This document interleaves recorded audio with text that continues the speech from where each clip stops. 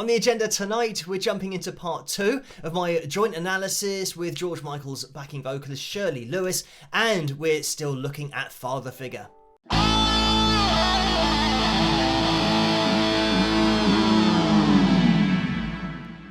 Hello, Phil here from Wings of Pegasus, and welcome to another analysis video. If you enjoy this video, please give it a thumbs up and subscribe. So let's jump straight back into it, where Shirley and I left it at the end of the last video, and we're just about to start discussing how George was involved with every single aspect of his music.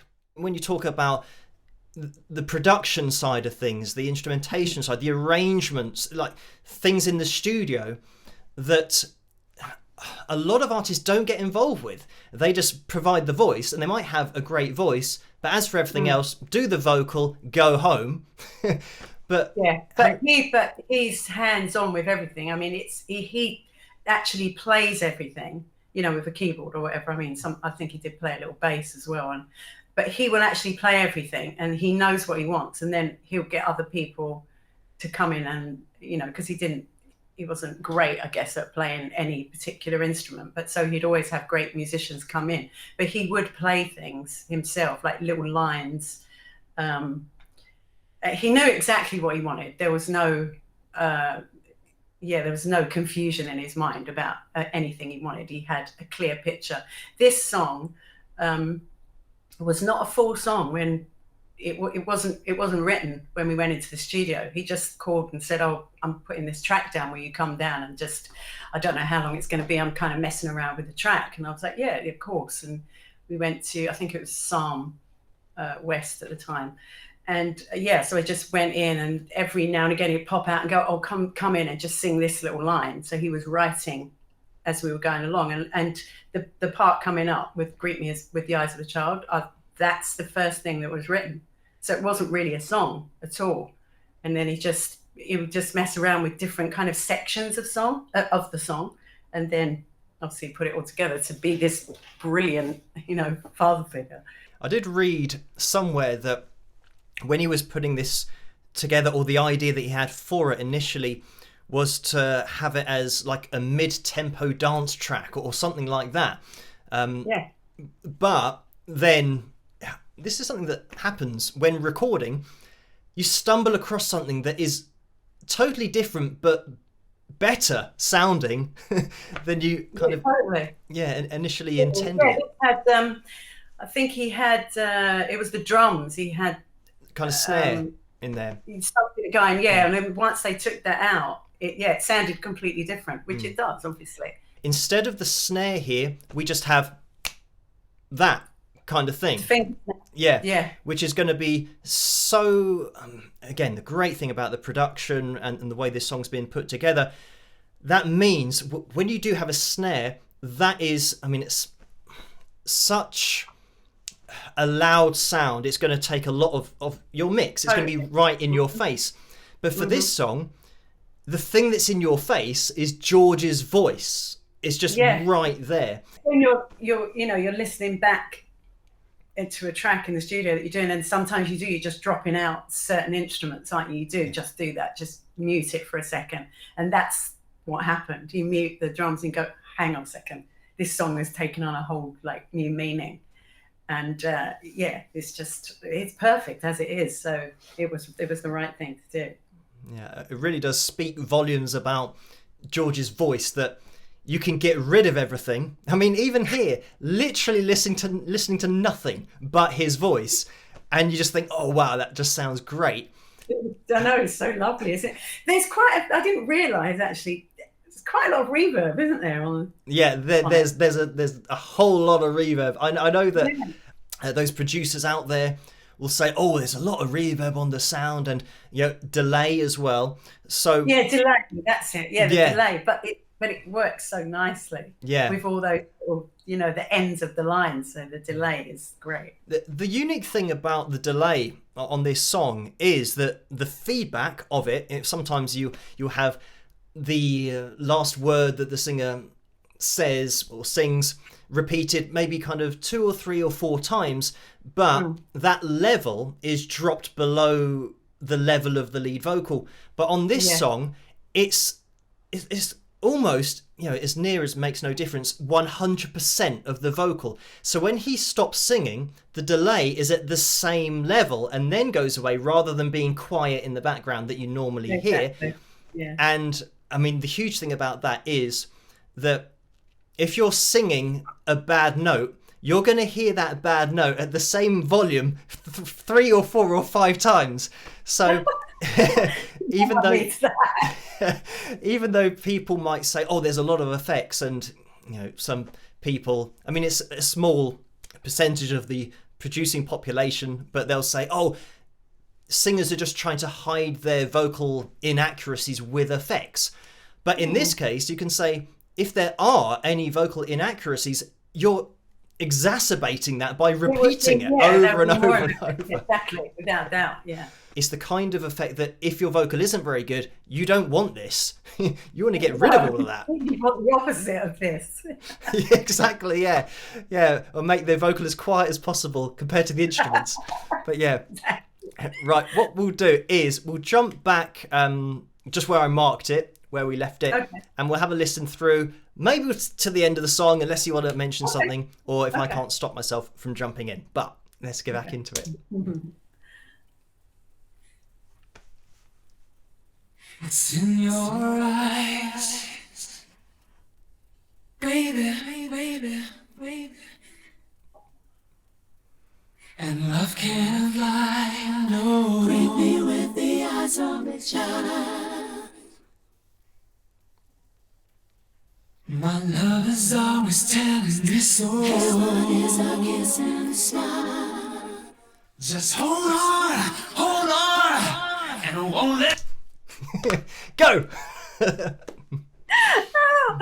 feel like I hope I don't end up with a dancer's cap on here at the end of the show.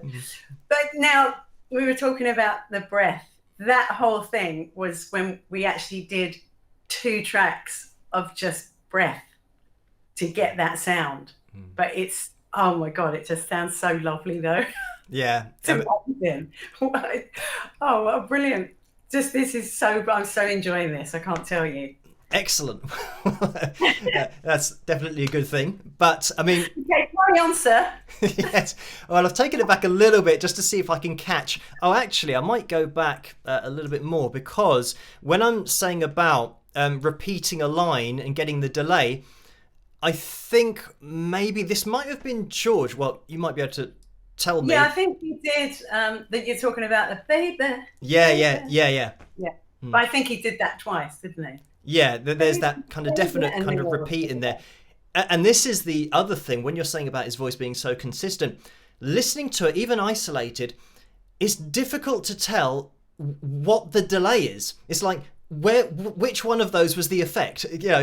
So he could have sung it once and it delays perfectly, or he could have sung it 2 or 3 times and it's just his voice being perfect. Yeah, so exactly. Did you know that there was someone else singing on this track, or did you think it kind of had the image to me of maybe 4 or 5 singers who were kind of standing there together performing behind, obviously live you'd be behind George, but in the studio maybe a few singers around a mic. And oh my God, that's so interesting, because a few years ago I had you get trolls online when you're visual, so and I'd mentioned, I think I did a post and I said, oh, this is just so great, it's just me and George singing this song. And then so many people were like, there's no way that's just you and George. It's George was doing the vocals himself. And I was like, oh, you know what? I don't know what to say. Why would I lie about it? And now I have this. You're saying that people thought that it was George doing the higher backing vocals? Or there were other singers. So because I said, I love this because this is just me and George. And I don't know why, but people were like, there's no way it was just you and George. But then now, hearing you and you know about vocals, so then you're saying you could imagine there were 4 or 5 people singing. So, I get it now, but I was super annoyed at the time, and I was like, oh, how do I kind of let people know that it's just me and him? But going back to when I used to listen to this and I didn't have any knowledge of, you know, recording techniques and hadn't really got into music properly, I think that's when I thought it was more people. But now that I know, and hopefully this will, I mean, this does prove it, because we're isolating the vocals, you can hear that your voice, I mean, I've got reference speakers here, so they're like studio speakers. You can hear that it's the same voice, like all of the tonality, all of the breath, and where the voice sits and how you balance your air. You can tell that it's your voice singing two different lines, harmonizing, and you can also hear that George's voice is in there singing the main line. So you've got kind of George's voice and then this same other voice. When we're singing the melody lines, we're singing the melody lines together, and then I'm putting my harmonies on top of that. And when we actually, the end where it goes, I will be your father, I will be your preacher, I think you can hear it way more on that section than you do in the choruses. But this little section here is my favorite bit of the song. I'll take it back just to see if we can grab a little bit of that again, and we'll listen to it into that kind of last chorus, and then maybe jump in, maybe not, who knows. But I'm sitting on my hands now. Okay, it doesn't matter if you want to jump in. I do this all the time with my videos. I say, you know, let's see how they get on, and then after about 2 seconds I'm jumping in.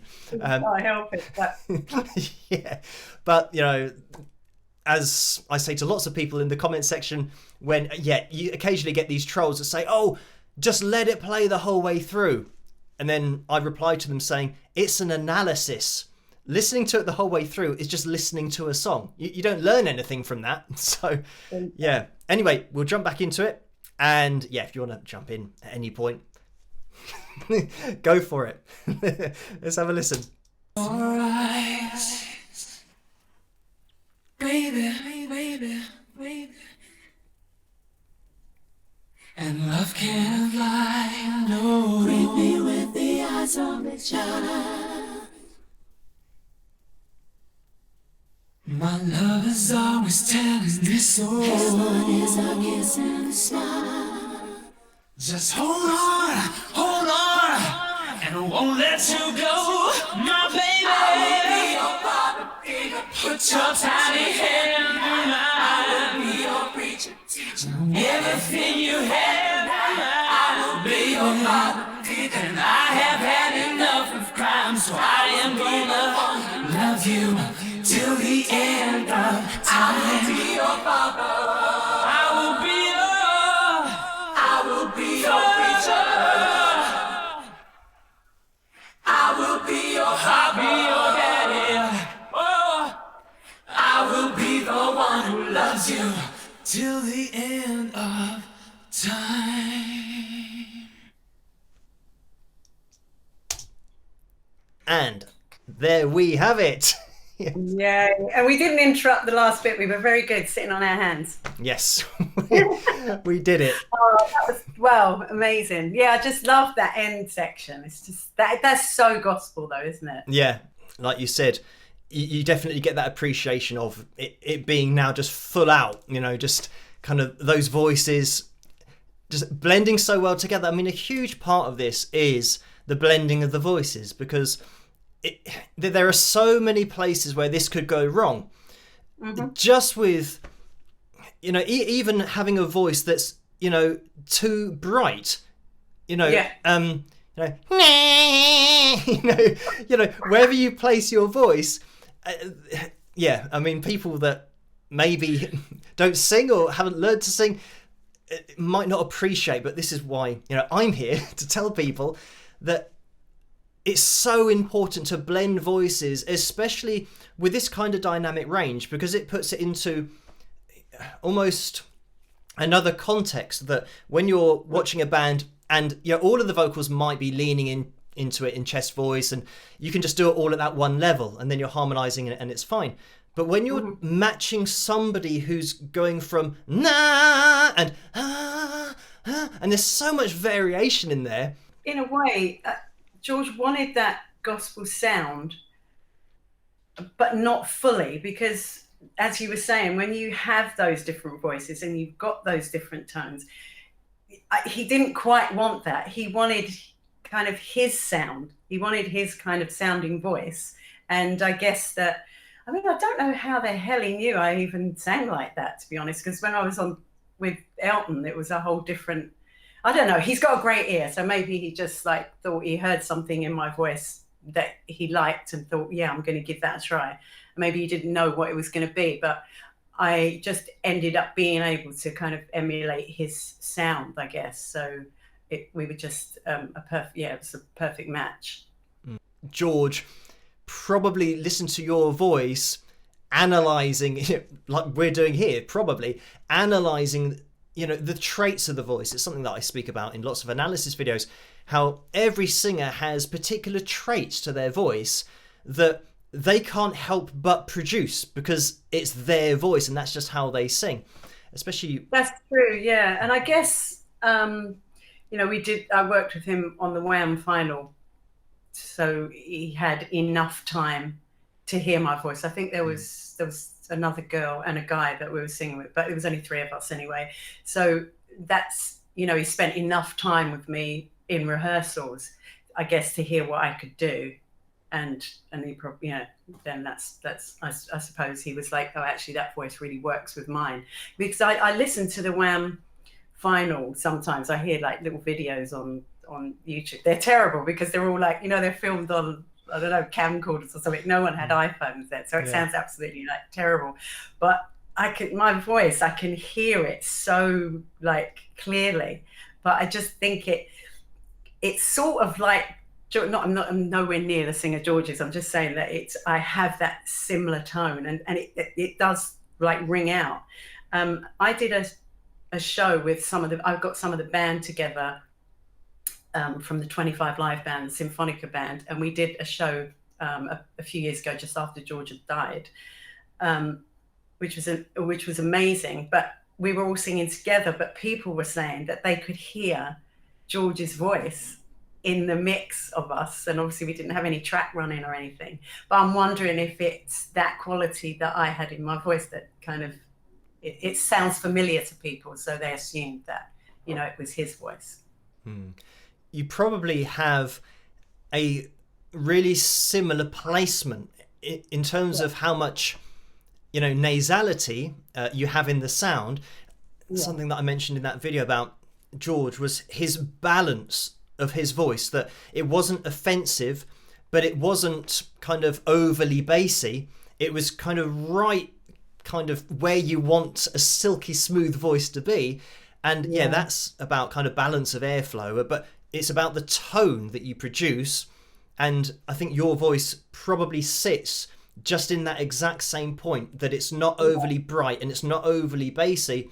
And especially when you add in the air, which is something that George had as well. I'm not really like a lead vocalist, and so I think that has something to do with it as well, because I'm not, my inflections, everything, I'm not kind of doing my own thing. It's like I've been brought in to do a job to support someone else, and that's exactly what I do. There's no kind of like ego there to, want to show off your notes or... that's just not me. So I think being a backing vocalist is like perfect for me, really. Very much the same thing that Phil said when he was about talking about playing the guitar, playing even in tiny solo sections that he had with George. He would say it's always serving the track, serving the artist, getting what they want out of you for their vision, and that's a huge part of it. That leave your ego at the door and Absolutely. Come together as a team and try and work on something and make it as good as you can. That's great. Well, do you know what? That's what one of the things that I didn't like about, was it 50 Feet from Stardom or something like that? There was a show, a film about backing vocalists. And I was just so like, oh, hold on a minute. Not every person that is a background vocalist wants to be a lead vocalist. Sometimes we just are there to support the artists that we admire and we love and we get a chance to work with. Sometimes we're just happy doing that. And I don't think that no one ever really kind of explored that. So maybe there's a show in that. We should do that. Maybe there is.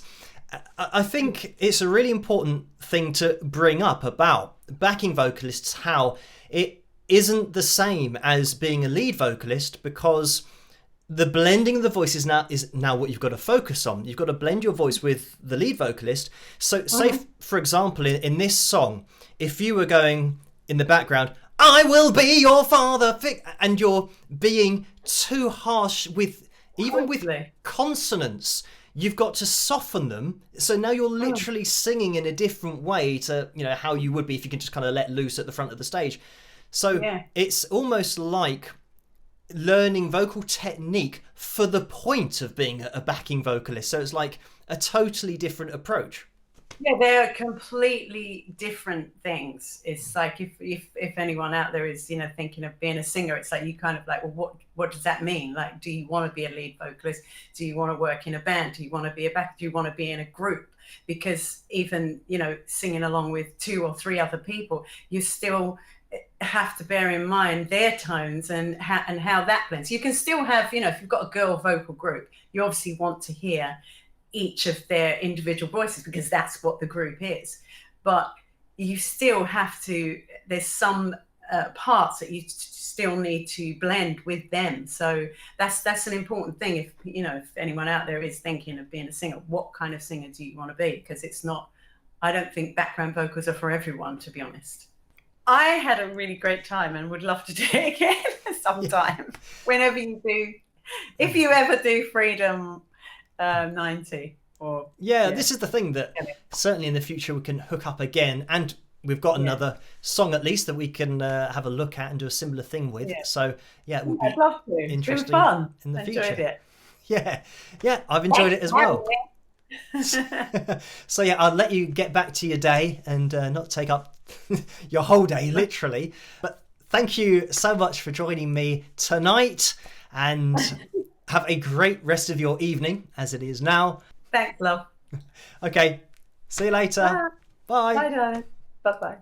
And there we have it. So another huge thank you to Shirley for joining me on the channel. If you guys did enjoy this video, please give it a thumbs up and subscribe. Hit that notification bell to make sure that you don't miss any future videos released on the channel. We might get together again in the future to look at Freedom, because that is just Shirley and George singing on that track as well, which I think would be very interesting to jump into. But thank you guys for watching, and I'll catch you guys at the next one. Rock!